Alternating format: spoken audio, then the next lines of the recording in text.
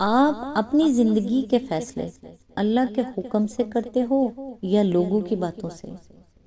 بہت سے لوگ اللہ کی بات ماننا چاہتے ہیں، لیکن جب لوگوں کی تنقید، مذاق یا اعتراض سامنے آتا ہے تو ڈگمگا جاتے ہیں۔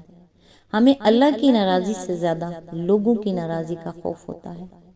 آج کی آیات ہمیں سکھاتی ہیں کہ جو شخص اللہ کی ہدایت پر چلنے کا فیصلہ کر لے، اسے لوگوں کے اعتراضات کے طوفان کا سامنا بھی کرنا پڑ سکتا ہے۔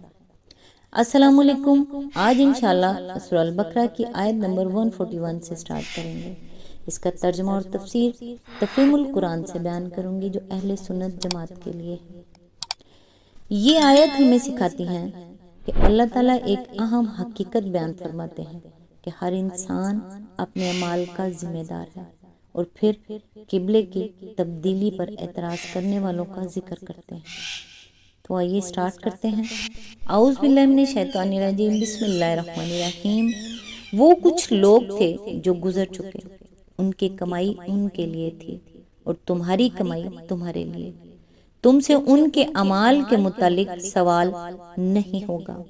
یہ وہی آیت ہے جو پہلے بھی گزر چکی ہے، تاکہ یہ حقیقت ہمارے دل میں اچھی طرح بیٹھ جائے کہ ہر شخص اپنے اعمال کا خود ذمہ دار ہے۔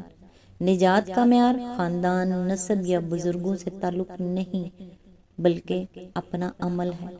ہم اکثر دوسروں کی غلطیوں اور کوتاہیوں پر نظر رکھتے ہیں، لیکن قیامت کے دن ہم سے اپنے اعمال کا حساب لیا جائے گا، نہ کہ دوسروں کا۔ اپنی اصلاح پر توجہ دیں، دوسروں کے اعمال کا بوجھ آپ کے کندھوں پر نہیں رکھا جائے گا۔ آیت نمبر 142۔ نادان لوگ ضرور کہیں گے، انہیں کیا ہوا کہ پہلے یہ جس قبلے کی طرف رخ کر کے نماز پڑھتے تھے اس سے یکا یک پھر گئے۔ اے نبی، ان سے کہو مشرق اور مغرب سب اللہ کے ہیں، اللہ جسے چاہتا ہے سیدھی راہ دکھاتا ہے۔ اس کی تفسیر ہے، نبی صلی اللہ علیہ وآلہ وسلم ہجرت کے بعد مدینہ طیبہ میں 16 یا 17 مہینے تک بیت المقدس کی طرف رخ کر کے نماز پڑھتے رہے۔ پھر کعبے کی طرف منہ کر کے نماز پڑھنے کا حکم آیا، جس کی تفصیل آگے آتی ہے۔ اسی آیت کے ضمن میں آگے فرمایا، یہ ان نادانوں کے اعتراض کا پہلا جواب ہے۔ ان کے دماغ تنگ تھے، نظر محدود تھی، سمت اور مقام کے بندے بنے ہوئے تھے۔ ان کا گمان یہ تھا کہ خدا کسی خاص سمت میں موقوف ہے، اس لیے سب سے پہلے ان کے جاہلانہ اعتراض کی ترتیب میں یہی فرمایا گیا کہ مشرق اور مغرب سب اللہ کے ہیں۔ کسی سمت کو قبلہ بنانے کے معنی یہ نہیں ہے کہ اللہ اسی طرف ہے۔ جن لوگوں کو اللہ نے ہدایت بخشی ہے وہ اس قسم کی تنگ نظریوں سے بالا تر ہوتے ہیں، اور ان کے لیے عالمگیر حقیقتوں کے ادراک کی راہ کھل جاتی ہے۔ جب اللہ تعالیٰ نے مسلمانوں کو بیت المقدس کی طرف رخ کرنے کے بجائے کعبے کی طرف رخ کرنے کا حکم دیا تو بعض لوگوں نے اعتراضات شروع کر دیے۔ اللہ تعالیٰ نے پہلے ہی بتا دیا کہ بے سمجھ لوگ ضرور سوال اٹھائیں گے۔ جب آپ اللہ کے حکم پر چلیں گے تو ہر شخص آپ کو نہیں سمجھے گا۔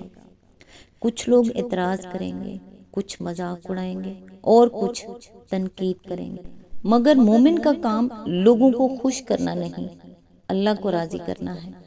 رسول اللہ صلی اللہ علیہ وآلہ وسلم نے فرمایا، جس نے لوگوں کی ناراضی کے باوجود اللہ کی رضا تلاش کی، اللہ اس سے راضی ہو جاتا ہے اور لوگوں کو بھی اس سے راضی کر دیتا ہے۔ سنن ترمذی حدیث نمبر 2414۔ اگر انسان اللہ کی رضا کو اپنی ترجیح بنا لے تو لوگوں کی رائے اس کی زندگی کا مرکز نہیں رہتی۔ لوگ آج بھی سوال اٹھائیں گے، کل بھی اٹھائیں گے۔ اصل سوال یہ نہیں کہ لوگ تمہارے بارے میں کیا کہتے ہیں، بلکہ یہ ہے کہ اللہ تمہارے بارے میں کیا جانتا ہے۔ آج تک کے لیے بس اتنا ہی۔ نیکسٹ انشاءاللہ آیت نمبر 143 سے سٹارٹ کریں گے۔ تب تک کے لیے دعاؤں میں یاد رکھیے گا۔ اللہ حافظ۔